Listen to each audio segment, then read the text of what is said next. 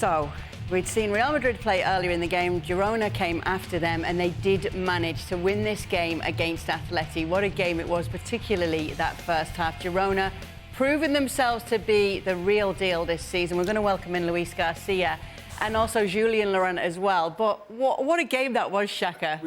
We didn't know what to do with ourselves, where to look with this one, because you just felt it could swing any which way. Girona, the fairy tale story of the season so far, looked so good in the first half. You thought at 3-1 had it won, and then all of a sudden it's 3-3. And as I mentioned in the highlight, the second half was all Atletico Madrid. And then you start to question, do Girona have the legs to really see this title challenge through? Do they have a defence that can resist the likes of Atletico Madrid, Griezmann and Morata in the form that they're in? And all signs were no. But then as the second half wore on, while Atleti dominated, some of their chances just started to fizzle.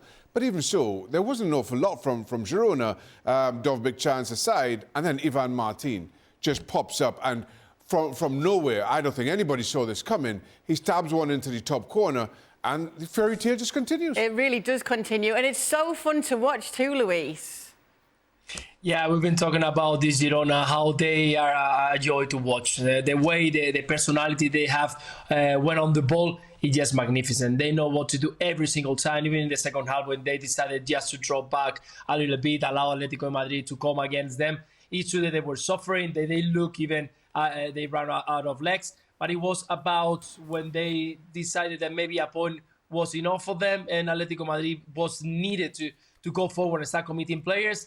They start playing again, and they start counter-attacking again. And you saw Jan Cotto on the right side just trying to go for the next one. And it was Mati, the one who actually deserved it. He was dismissed in the first half by a fantastic save by Oblak. And he scored that last goal in the last minute, not giving Atletico Madrid the chance to maybe get the equalizer. It was a very tight game. We predicted in the beginning of the show. We knew that for Girona it was perfect, a draw. It was a very good result for them. But again, they never play with the result. They just enjoy what they have. That is a fantastic manager that is giving a lot of confidence, and players who probably not many people knows them well, where actually they are well known right now because they are the top of the league, joined by Real Madrid. So fantastic what they are doing so far this season. And they're not there by accident, Jules. Do you think they can keep it up? Well, there's no reason why they can't, because we've been saying all through this first half of the season, or at some point, this is going to stop, and it's not stopping. They've lost only one game, and that was at the Bernabeu against Real Madrid in a game that they actually played really well too. And the 3-0 defeat was harsh on the day, but they have 48 points after 20 games, which is one less than they had in the whole of last season when they finished 10th. It's just an incredible story. I don't think sometimes we really realize what they're doing with the squads. Nowhere near as good as the big three, really. And even in the way Michel is using the depth in the squad. Portus, Tuani, when they come on, they bring something. Valeri, who started tonight but came on against Barcelona, for example, away in that big win before Christmas, and scored late like Stuani. It's just everything right now is going their way, and they've had hardly no injuries either, and they obviously don't play in Europe, which is a big advantage. But still, there's no reason why they can't continue like this. It's incredible. Yeah, it really is incredible, Luis, especially when we keep looking at them game by game to see where will it be that there's a problem. Obviously, they lost to Real Madrid, as Jules mentioned, but they've taken on Barcelona at this stage, and obviously Atleti in this game too. And we're just taking a look here at the results. 2 out of 3 ain't bad. No, not bad at all. And you can see that always with a lot of goals on the games.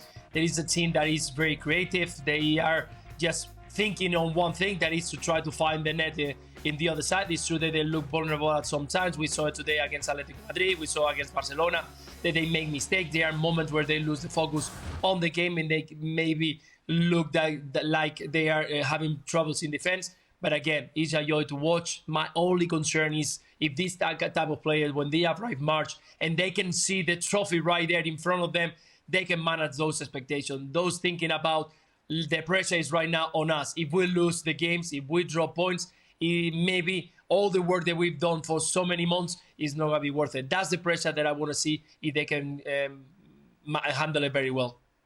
Okay, talking about handling things, you're going to have to handle this next question, Luis Garcia, former Atleti player. That's 4 straight away losses for Diego Simeone's men. They are now 10 points adrift of the top 2. What's happened to them? Are they going to be okay? I guess they're going to be okay. Today, it's true that Girona deserved also the 3 points, but Atletico Madrid showed the personality that they have, and in the second half, they imposed their game against Girona. Again, it's a team that looks very, very strange. So from the Atletico Madrid that we saw 4 years back, they don't look as solid, and this Atletico Madrid is based on that. To be in a solid defense, be very compact, and allowing the players from midfield and the attack to create and score goals. But so far, they haven't done that. They look very weak at the back, making so many mistakes. We saw today Coque once again, a couple of times, maladjustment between Hermoso and Whistle or Jimenez. Those are the mistakes that Simeone doesn't like. Those are the ones who make him very angry. And this Atletico Madrid, if they want to at least get closer to the top of La Liga, they need to start stopping conceding goals very easily. And today, once again, they conceded 4, something that is not usual on Simeone's side. On a more positive side, though, and let me just stick with it, Luis, because he's been all over the Spanish press today, is Alvaro Morata. He really is in form at the moment, and he showed it once again in this clash. But today, he was top side. Three goals is not easy to score for a striker, and today, he was brilliant for Atletico.